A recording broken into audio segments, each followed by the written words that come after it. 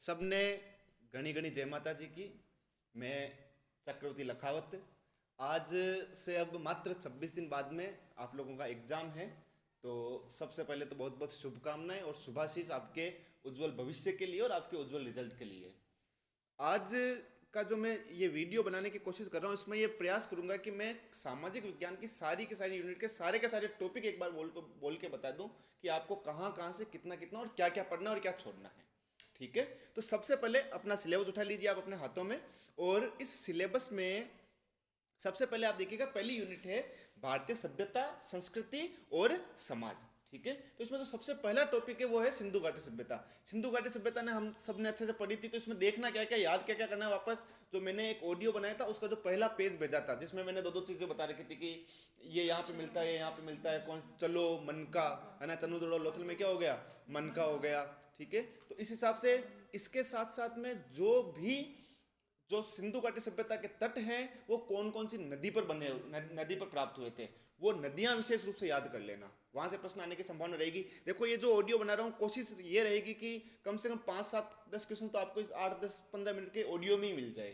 ठीक है, तो वो नदियों वाले सारी की सारी कौन सी नदियों के पास कौन सा मिला है, प्लस साथ में आप एक सारणी बना लीजिएगा जिसमें आप हड़प्पा मोहनजोदड़ो ये बनी हुई है आप लोगों के पास, किसकी खोज किस किसने की वो लिख लीजिएगा। वहां से प्रश्न मोस्टली बन जाते हैं। ठीक है, उसके बाद में थोड़ा बहुत धर्म से संबंधित उसमें क्या चीजें रही थी, उसकी कला साहित्य ज्यादा है नहीं, मुहरें मिली है ज्यादा से ज्यादा वहां प्राप्त हुई है, और उसकी लिपि अभी तक पढ़ी नहीं गई है। ये बेसिक चीज हो गई।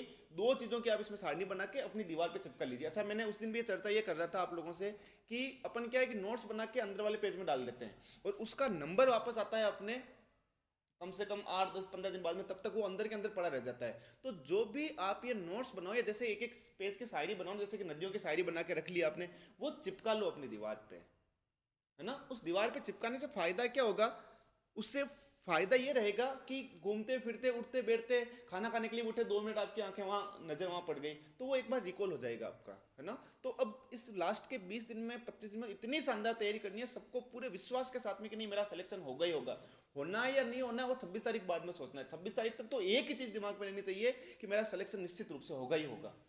ठीक है, तो सिंधु घाटी सभ्यता में क्या क्या देखना ये हो गया है। वैदिक संस्कृति में आप क्या क्या देखोगे, वैदिक संस्कृति में विशेष रूप से ये देख लीजिएगा कि कौन सी नदियों के कौन से नाम थे पुराने। ठीक है, प्लस ये देख लेना कि कौन कौन सी नदियां अफगानिस्तान में बहती थी, कुबा काबुल वगैरह जो नदियां थी वो विशेष रूप से देख ले में। उसके बाद में सभा और समिति, ये दो है राजनीतिक संस्थाएं थी उस समय की, और सभा कौन सी थी, सम्राट लोगों की थी, समिति सभी लोगों की थी। और सभा और समिति को अथर्ववेद में क्या कहा गया है, दो पुत्रियां कहा गया है। किसकी दो पुत्रियां कहा गया है, ब्रह्मा की दो पुत्रियां कहा है। किसका देख लेना है एक बार इसको। ठीक है, इसके बाद में वो क्षेत्र बता रखे हैं, ब्रह्मर्षि देश कौन सा है, ब्रह्मावर्त देश कौन सा है, आर्यावर्त देश कौन सा है, वो चीजें पक्का याद कर लेना। प्लस आगे कहां कहां से आए थे, इसमें मोस्टली प्रश्न बनता है आपके बाल गंगाधर तिलक का। तिलक ने कहा है उत्तरी ध्रुव से आए थे। मध्य ऐसा बताया था मैक्स मूलर ने।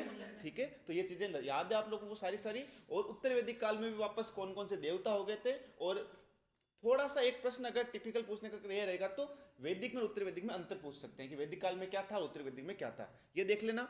सिंधु घाटी सभ्यता में बेसिक चीज हो गई, वैदिक संस्कृति में सिंपल चीजें हो गई है।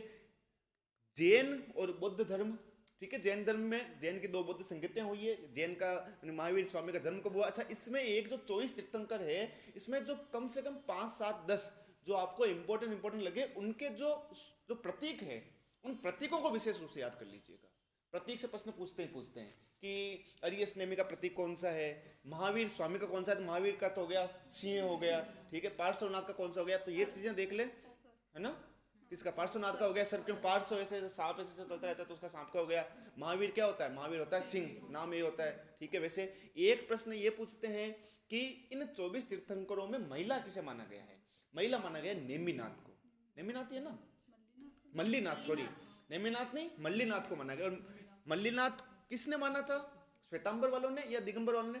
दिगंबर ने ये माना ही नहीं था कि मोक्ष की उत्तराधिकारिणी है क्या महिलाएं, है ना।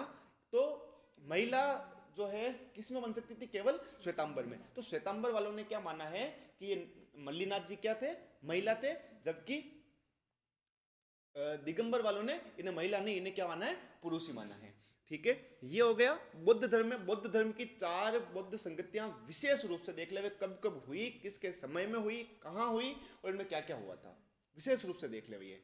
प्लस इन दोनों धर्मों के आप एक तरफ जैन लिख लीजिए, एक तरफ बौद्ध लिख लीजिए, और कौन कौन से इनके सिद्धांत थे। शादवाद किसका था, ठीक है, प्रतीत्व समुत्पाद किसका था, त्रिरत्न में कौन कौन से शामिल थे, क्या थे। यहाँ से मोस्टली प्रश्न यहीं से बनेंगे। रीट बहुत आसान है, आप अगर व्यवस्थित रूप से तैयारी करो तो अब भी इस 25-26 दिनों में ढंग से पढ़ के आप कर सकते हो, है ना। अच्छा, एक चीज मैं कह रहा हूँ, कलाम अकेडमी की जो छोटी छोटी सी किताबें आई है ना, जिनकी अब तक बहुत कम पढ़ी हो रखी है, जो ये सोच रहे हैं कि यार मेरा सिलेक्शन होगा कि नहीं होगा, जो बहुत कम हो रखी है, वो भी उस कलाम अकेडमी की उन किताबों को लाके रट लीजिए। 100-120 पेज की किताबें हैं। अगर अभी तो समय नहीं है, वरना वो यानी कि वो किताबें ये है कि कम से कम 3 या 4 घंटे में आप पूरी खत्म कर लोगे। एक किताब 300-400 पेज है, 3-4 घंटे में आप 4 घंटे लगातार, यानी कि इसी हिसाब से बैठो कि मुझे ये किताब है, ये लेके बैठनी है, जब तक खत्म नहीं होगी तब तक मैं उठूंगा नहीं, ठीक है। तो इस हिसाब से आप पढ़ो। और वो 3 किताबें हैं, सामाजिक की, एक तो इसकी हिस्ट्री की आई हुई है, एक संविधान की आई हुई है, एक भूगोल की आई हुई है। तो उसको रट डालो उन किताबों को कम से कम, वहां से आपको हो सकता है अच्छे खासे प्रश्न मिल जाए वहाँ पे, है ना। छोटी छोटी किताबें, कोई ज्यादा बड़ी किताबें नहीं है। और जिसको ये लगता है कि नई चीज पढ़नी चाहिए कि नहीं पढ़नी चाहिए, तो प्रश्न तो आप नए जितने मिले पढ़ लीजिए, कोई दिक्कत नहीं है ना। और ज्यादा टाइम वेस्ट भी होगा नहीं, वो एक तरह से रिविजन ही है आपका, ठीक है। अगर पहले से कोई किताब पढ़ रखी है तो कोई जरूरी नहीं है, बाकी फिर भी एक बार उसे देख लें, अच्छी किताब है वो।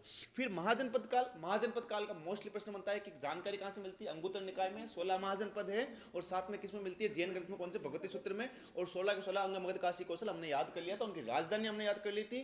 और एक चीज, वैसे प्रश्न बनेगा नहीं, संभावना कम है, फिर भी एक बार जब आप वापस महाजनपद का रिविजन करो, उस टाइम एक बार देख लीजिए कि कौन सा महाजनपद की स्थिति क्या है, गंधार कंबोज कहाँ पर है, अंग कहाँ पर है, मगध कहाँ पर है, अस्मक गोदावरी नदी के तट पर कौन सा है। ये प्रश्न इतना ज्यादा पूछते हैं कि हो सकता है अस्मक नदी के तट वाला प्रश्न ये पूछ लें, गोदावरी नदी के तट पर कौन सा हो गया, अस्मक हो गया। ये आपकी पहली यूनिट हो गई है। इस पहली यूनिट को कितना टाइम देना है, 2 से 3 घंटे सिंधु घाटी सभ्यता को, 2-2.5 घंटे वैदिक संस्कृति को है, 1-1 घंटा जैन बौद्ध को है, और आधा घंटा देना आपको महाजनपद काल को। और इसमें आपकी ये फर्स्ट यूनिट कंप्लीट हो जाएगी। यानी कि अपन टारगेट लेके चल रहे हैं एक एक दिन में 2-2 या 3-3 यूनिट कैसे खत्म करें। अच्छा, एक चीज विशेष रूप से और ध्यान रखिएगा कि टोटल 150 का जो पेपर है, इसमें से सामाजिक केवल 60 प्रश्न की है। तो आप लोग है ना अपनी लैंग्वेज पर भी विशेष फोकस रखें। यहाँ बहुत ज्यादा पढ़ के आप 60 में से 50 नंबर तक ला पाओगे, और लैंग्वेज में आप 60 में से 50 नंबर लाना बहुत आसान काम होगा। 90 में से वहाँ पे आप 70-75 तक आंकड़ा 75 और 80 के बीच तक पहुंच सकते हो। वहाँ पर बहुत अधिक संभावना है कि साइकोलॉजी और आपकी दोनों लैंग्वेज जो 90 नंबर है, उनमें आप 75 से 80 तक का टारगेट कवर बहुत कम पढ़ के बहुत आसानी से कर सकते हो, बजाय कि यहाँ बहुत ज्यादा पढ़ने से, है ना। यहाँ तो पढ़ना तो है ही, नहीं कि पढ़ना नहीं है, पर वहां भी आप लोगों को फोकस करना है। कई बार हम लैंग्वेज छोड़ देते हैं, उन पर भी फोकस ध्यान में रखना। ये होगी अपने पहली यूनिट। अब देखते हैं अपन दूसरी यूनिट। दूसरी यूनिट में क्या है, फटाफट से देख लेते हैं। मौर्य काल है। मौर्य काल में अधिकतर चीजें जो आएगी अशोक के अभिलेखों से पूछ लेंगे, कहाँ कहाँ मिले हैं, कितने थे। फिर लघु शिलालेख हमने सब याद किए थे, उसकी आज्ञा किसमें मिली थी, उसकी वो चीज़ें क्या थी, वो सारी चीज़ें हमने देख ली थी। फिर 2 या 3 राजा, उसके चंद्रगुप्त मौर्य, जो अपने अंतिम समय में दक्षिण भारत चले जाते हैं। स्थल बहु तो स्थल वहीं रह जाता है, भद्र बहु उनके साथ चला जाता है, भद्र बहु दिगंबर हो जाता है, ये हमने देखी थी। उसके बाद में बिंदुसार आ जाता है, उनके समय के राजदूत जो आए हुए वो प्रश्न पूछते हैं। उसके बाद में जो अशोक के 13 या 14 शिलालेख है, वो कौन से शिलालेख में कौन सा क्या कह रखा है, वो 14 के 14 अच्छे से कंठस्थ कर लीजिएगा, ठीक है। इसके बाद में कला इसकी ज्यादा है नहीं, लेकिन वो कूप वगैरह कहाँ क्या मिले, वलय कूप वगैरह है जो, वो एक बार देख लेना है इसको। फिर हम आते हैं गुप्त काल में। गुप्त काल में अधिकतम जो प्रश्नावली बनने की संभावना वो बनेगी आपके समुद्रगुप्त को ढंग से देख लीजिएगा और चंद्रगुप्त को देख लीजिएगा। प्लस इसका साहित्य से प्रश्न बनते हैं, कालिदास ने कौन सी लिखी है, कौन सी किसी से लिखी है, तो ये चीजें एक बार देख लेगा। भारतीय संस्कृति के प्रति योगदान जो मैंने नोट्स लिखवाए हैं, मात्र आधे घंटे के वो नोट्स हैं, और इसमें से भी अधिकतम प्रश्न बनने की संभावना है। 2 तरह के प्रश्न बनते हैं। एक तो है कि कौन सा मंदिर कहां पर स्थित है, वो तो रट ही लेना, लिख लेना सामने कि ये प्रश्न आ गया, उसके आगे लिख लेना चाहिए प्रश्न आ गया। अधिकतम संभावना यह है कि वहां से प्रश्न आ सकता है। प्लस उन जो भी स्थलों के प्राचीन नाम जरूर देख लीजिएगा कि कौन से, जावा का क्या प्राचीन नाम क्या है, श्रीलंका का प्राचीन नाम कौन सा है ना, कूची का प्राचीन, जो सबके नहीं है लेकिन जो मिले आपको वो मोस्ट रूप से देख लेना। सीधा प्रश्न पूछे, फर्स्ट ग्रेड में पिछली बार प्रश्न पूछा था, सीधा सा पूछा था कि ये किसका प्राचीन नाम है, तो उनके 3 या 4 के प्राचीन जो नाम है वो एक बार आप जरूर देख लीजिएगा। और फिर ये एक टॉपिक आता है जिसमें सबको सबसे ज़्यादा दिक्कत रहती है, वो है भारत जो 600 से लेकर 1000 ईस्वी तक।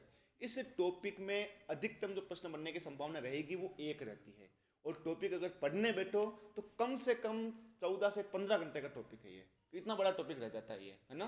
तो इसमें समझदारी यही रहेगी कि एक तो आप सभी के सभी जो वंश हुए इसके बीच में उनके संस्थापक कौन है, उनकी सारणी बना के उन संस्थापकों को रख लीजिए, ठीक है। फिर आप एक तो चोलों का थोड़ा सा ग्राम प्रशासन देख लीजिए, और एक पल्लव वंश की 4 शैलियां हैं, है ना, नंदी वर्मन शैली वगैरह, महामल श्रेणी वगैरह, वो श्रेणियां क्या, वो उसके शैली, वो शैली एक बार पल्लव शैली से प्रश्न बनने की संभावना यहाँ से बन रही है, तो एक बार वो देख लेना, है ना। इसमें बहुत ज़्यादा फंसना नहीं है। प्लस जो कलाम अकेडमी वाले जो प्रश्न है वो 20, 25, 30 प्रश्न है, वो अच्छे से रट ले में। और अगर फिर भी जरूरत रहेगी तो मेरे पास एक किताब पड़ी, उसमें 600 से 1000 ईस्वी तक के केवल 50-60 क्वेश्चन है, वो क्वेश्चन की मैं पीडीएफ डाल दूंगा, वो आप जरूर देख लेना, ठीक है। उसके बाद अब आप आगे आते हैं अपन बृहत्तर भारतीय संस्कृति प्रति योगदान, तो उसका था मौर्य और गुप्त का, और बृहत्तर भारत तो हमने देख लिया है कि कौन कौन सा क्या करना है। ये हो गई अपनी 2 यूनिट। 30 यूनिट देखते हैं। 30 यूनिट जब देखते हैं तो टॉपिक इतने ज्यादा टॉपिक है, और प्रश्न तो केवल 5 या 4 ही आने हैं यहाँ से, तो इसमें भी बहुत ज्यादा अंदर तक नहीं जाना है। अंदर जाना है तो पहली और दूसरी यूनिट ज्यादा अच्छे से तैयार कर लेना। तीसरी में आप बहुत अंदर जाने की अपेक्षा ऊपर ऊपर से देख लेना। एक चीज विशेष रूप से ध्यान रखिएगा, आपको मात्र नौकरी चाहिए, आपको अभी विद्वान नहीं बनना है।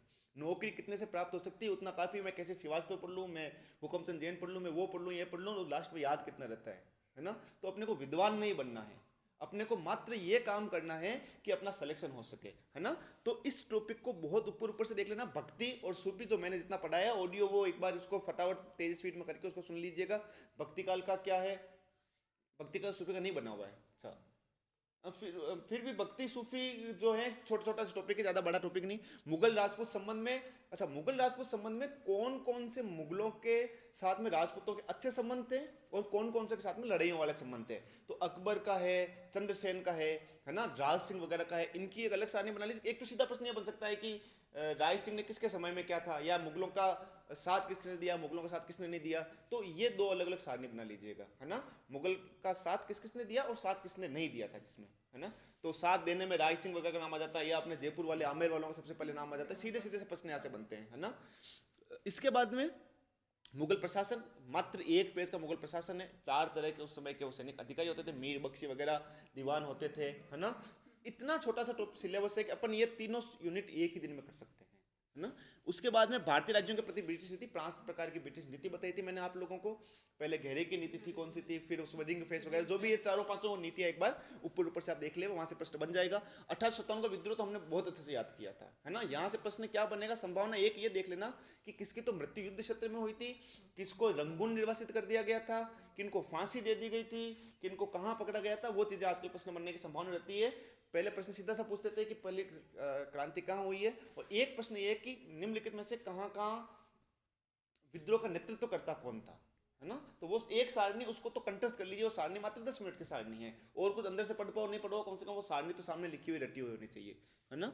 भारतीय अर्थव्यवस्था पर ब्रिटिश प्रभाव, कृषि पर क्या प्रभाव पड़ा, 3 तरह की हमने देखी थी, स्थायी बंदोबस्त, रैयतवाड़ी और माहलवाड़ी कहाँ कहाँ थी, किस किसने प्रारंभ की, कब कब प्रारंभ की, और उसको प्रारंभ करने वाले कौन कौन उस समय थे, रीड कहाँ का था, कार्नवालिस कहाँ का था, जो कहाँ का था, वो देख लेना। पुनर्जागरण एवं सामाजिक में अधिकतम संभावना जो बनती है वो आपके 3 ही रहता है। कौन कौन सा, राजा राममोहन राय का, ठीक है, उसने कौन कौन सी किताब लिखी। था राजा राममोहन राय का ध्यान रखना, वो मूर्ति पूजा के विरोधी थे। दयानंद सरस्वती का ध्यान रखना, वो मूर्ति पूजा के विरोधी थे। लेकिन आप स्वामी विवेकानंद का ध्यान रखना कि वो मूर्ति पूजा के विरोधी नहीं थे। विवेकानंद, अच्छा कैसे याद रखेंगे विवेकानंद जी को मूर्ति पूजा के विरोधी नहीं थे, उनके गुरु रामकृष्ण परमहंस माँ काली की मूर्ति की पूजा करते थे, है ना। तो एक बेसिक प्रश्न पूछ लेते हैं कि आर्य समाज और ब्रह्म समाज में अंतर बताइए, या आर्य समाज और रामकृष्ण मिशन में अंतर बताइए, है ना। तो यहाँ से मूर्ति पूजा का ध्यान रखना है इस चीजों का, है ना। फिर है भारतीय राष्ट्रीय आंदोलन। इतना लंबा टॉपिक है, इतना लंबा टॉपिक है, इसको लेके बैठोगे तो 6 से 7 दिन लग जाएंगे। लेकिन मैंने केवल 2 या 2.5 घंटे में जितना पढ़ा रखा है केवल उतना पढ़ लेना। प्रश्न अगर आ जाएगा तो वहीं से आ जाएगा, नहीं आएगा तो इसमें बहुत ज्यादा टाइम इन्वेस्ट करके आप उसमें टाइम खराब मत करना, ठीक है। मैं फिर से वही बात कर रहा हूँ कि विद्वान नहीं बनना है, अपने को केवल और केवल सिलेक्शन लेना है, ठीक है। अच्छा, इस भारतीय राष्ट्रीय आंदोलन की एक चीज ध्यान रखना कि जो भी इसकी क्रोनोलॉजी है, यानी क्रोनोलॉजी यानी जो क्रम है, 1885 से लेकर 1947 तक मुश्किल से 20 या 25 डेट आएगी जो ज्यादा खास इंपॉर्टेंट है। बंगाल विभाजन कब हुआ, मार्ले मिंटो सुधार कब हुआ, अगस्त प्रस्ताव कब आया है, ठीक है, असहयोग आंदोलन कब प्रारंभ होता है, साइमन कमीशन कब आया, यानी कि ये जो भी डेट आती है, इस डेट की क्रोनोलॉजी आप लिख के सामने टांग लीजिए, लगा लीजिए, ठीक है। ये हो गए अपने 3 जो टॉपिक हैं वो हिस्ट्री के। अब अगले वाले वीडियो में अपन आगे के देखते हैं। बहुत अच्छे से मेहनत कीजिए। धन्यवाद।